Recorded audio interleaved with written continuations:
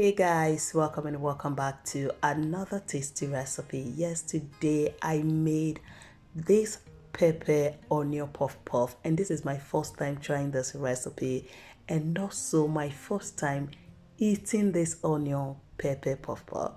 You want to know my reaction, you want to know what I think about this recipe, just keep watching and please don't forget to like this video after watching and do watch to the end of the video. All right guys, so to begin with, into my bowl I'm going to go in with some lukewarm milk, lukewarm water, yeast, some sugar, and then I'm going to grate in some nutmeg.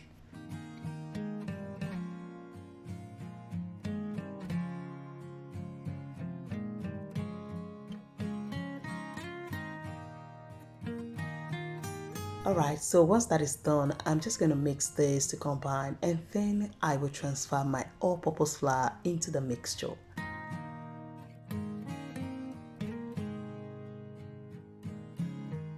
And then I'll go in with a pinch of salt, mix this until it's nice and smooth. Alright guys, so a quick story about this onion pepper puff puff. Have you tasted it? Have you tried it? For me, this is my first time. Like I said in the beginning of this video, I've never tried this onion pepper puff puff. I've seen people crave this thing.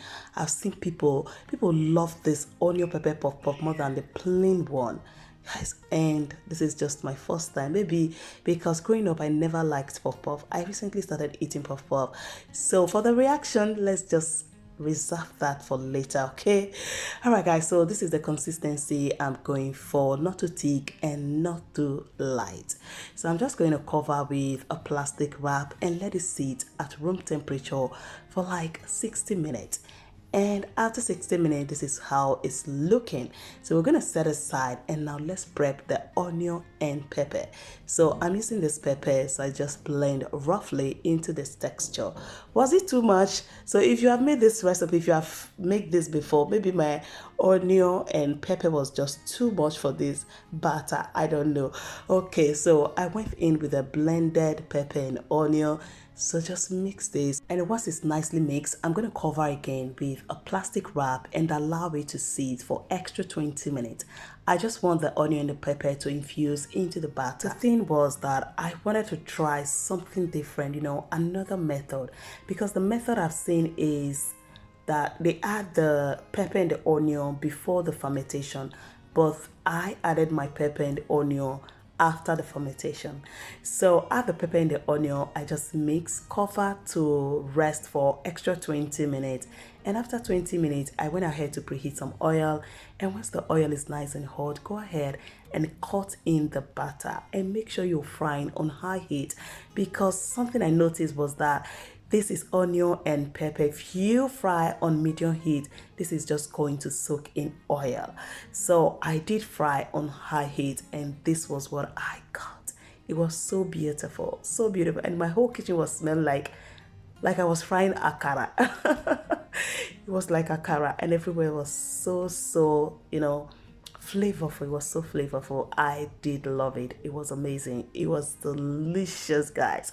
It was delicious. It was delicious. Try the recipe. You're going to like it. You will like it. This, and I never regretted adding that much pepper and onion, because I didn't use the hot pepper. I just used a paprika. Okay, that was what I used, guys. And just take a look at my puff puff. Go ahead and fry these until they are looking just like this, beautiful and golden brown. And once they're ready, transfer to a paper towel to help soak out the excess oil. And guys, the final result, this is how they are looking, and it was so beautiful. The outside was a little bit crunchy. It was crunchy on the outside. The inside was just soft and chewy. And that's one thing I love about puff puff. Guys, if you have made this, if you have tried this recipe, just let me know in the comment section. How was it? How was it? How did you feel about the recipe? How was the taste, the everything? So let me know in the comment section. All right guys, thank you so much for watching. I'll be seeing you in my next video.